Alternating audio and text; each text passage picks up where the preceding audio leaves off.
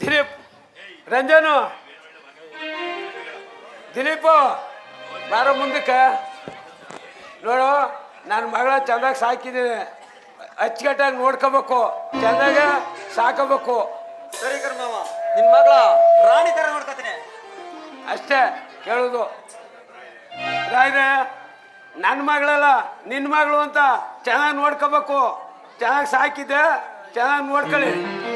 ರೇಣುಕಮ್ಮನವ್ರೆ, ನನ್ನ ಮಗಳಲ್ಲ ನಿನ್ನ ಮಗಳು ಅಂದ್ಬಿಟ್ಟು ನಿಮ್ಮ ಮನೆಗೆ ಕೊಟ್ಟಿದ್ದೀನಿ, ಚೆನ್ನಾಗಿ ನೋಡ್ಕೊಳ್ಳಿ. ಸರಿ ಆಯ್ತು.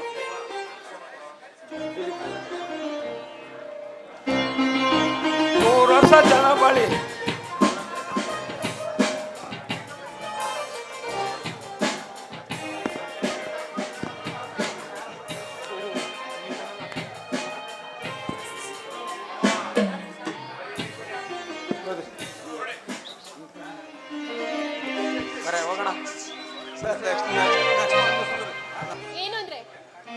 ಏನ್ರಿ ಆಗ್ಲೇ ಆಫೀಸ್ ಕೊಟ್ಬಿಟ್ರ? ಊಟ ಮಾಡಿ ಇನ್ನು ತಾಂಬೂಲ ಕೂಡ ಹಾಕೊಂಡಿಲ್ಲ. ಹೀಗೆ ಹಗಲು ರಾತ್ರಿ ದುಡಿತಾ ಇದ್ರೆ ನಿಮ್ ಆರೋಗ್ಯದ ಗತಿ ಏನಾಗ್ಬೇಕು? ಸ್ವಲ್ಪ ಪ್ರಕೃತಿ ಕಡೆ ಗಮನ ಕೊಡಿ.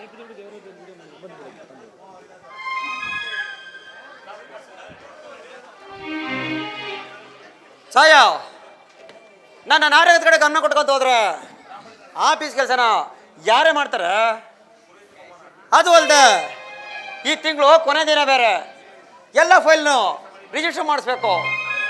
ಹಾಗೆ ಕೆಲಸದ ಸಂಬಳ ಕೂಡ ನಾನೇ ರೆಡಿ ಮಾಡ್ಬೇಕಣೆ.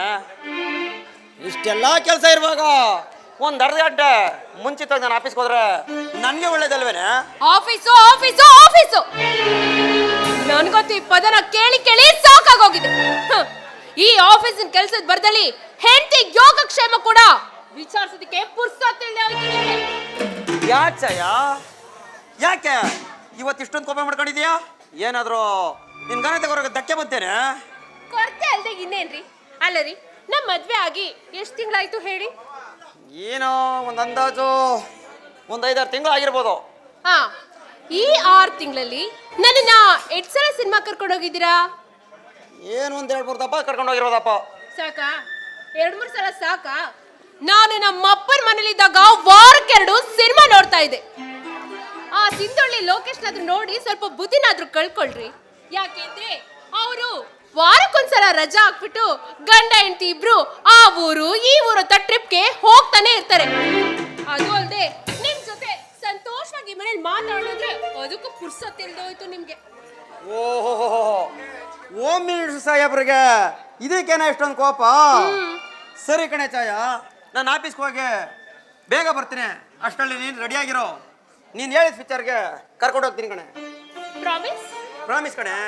ನೀನು ಆದ್ರೂ ನೀನೊಂದು ಮರ್ತಿದ್ಯಾ ಕಣೆ.